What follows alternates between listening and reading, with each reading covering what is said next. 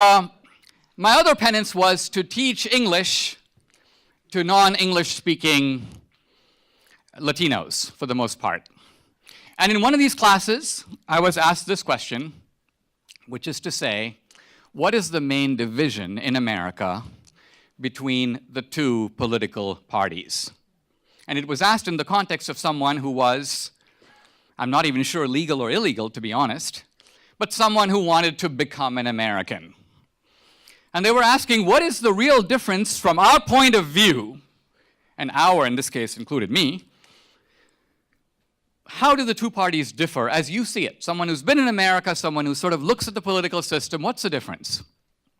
And it was very hard for me to say because here's not somebody to whom I could refer to the Constitution or Publius or the Federalist Papers or any of that. Here's someone who wanted me to talk on a different level completely. And so I answered this way. I said, look, in America, as I understand it, we have two parties, two sides. One I'm going to call the party of the ladder, and the other I'm going to call the party of the rope. The party of the ladder is a party that believes that America is represented, metaphorically, by a ladder of opportunity, and that the government has a role, and the role is to hold the ladder. And hold the ladder here means to protect our constitutional rights. It's our job to climb. And how high we get, how far we advance in life, is going to largely depend on how we climb. Not exclusively on us. It's going to depend in part on our industry, our creativity, our intelligence, but it's also going to depend on chance. But your fate, if you will, on the ladder is largely, not entirely, but largely up to you. And this is the party of the ladder. I actually agree with this philosophy. The other party I'm going to call the party of the rope. And the party of the rope operates somewhat differently. It's more like this.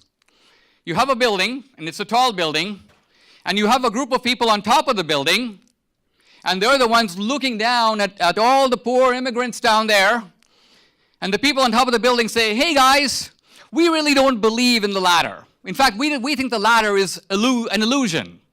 There are no ladders really in America when you look hard enough. However, do not despair, because we are going to be letting down a rope. Your job, for a creature, hang on to the rope. Do nothing else. We will pull you up. Now, when I first heard about this or thought about things this way, I thought to myself, wow, the rope is far more attractive than the ladder. Why? Because in a ladder, you actually have to climb. In the rope, you basically do nothing except hold on.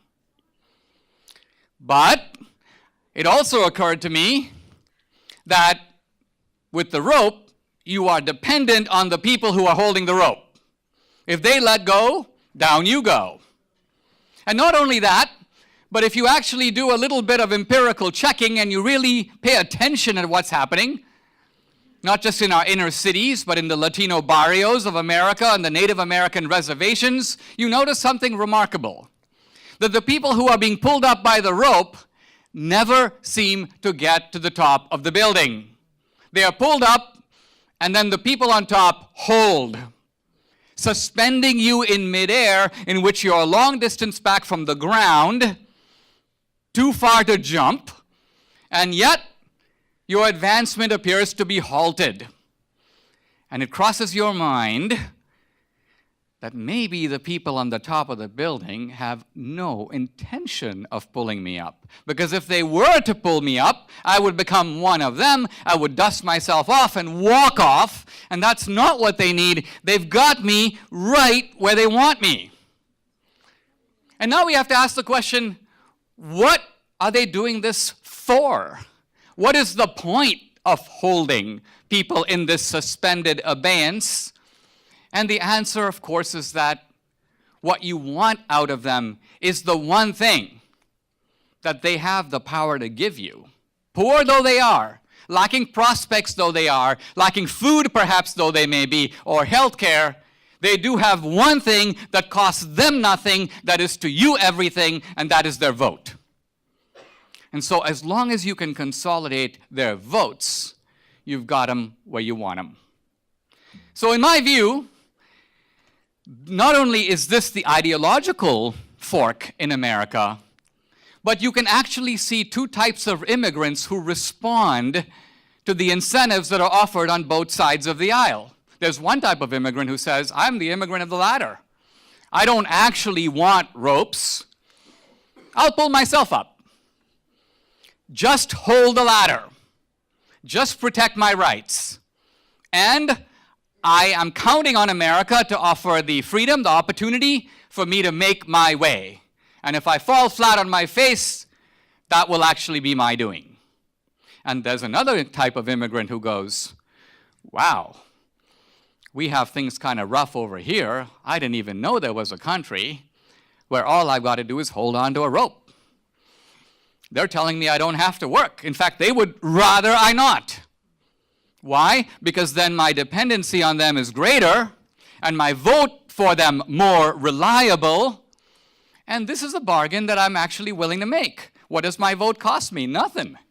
And so if I can get a set of meager provisions of food and housing and health care, it may not actually be a very good life, but it's a life nonetheless, and it's perhaps a better life than I have here. So I'm going to go for it. And so what you have here is not only an ideology on this side that, if you will, is pulling, but you also have immigrants of two different types who are pushing, and which ideology prevails is going to determine what kind of immigrants we get in America. Are we going to get immigrants of the ladder, or are we going to get immigrants of the rope?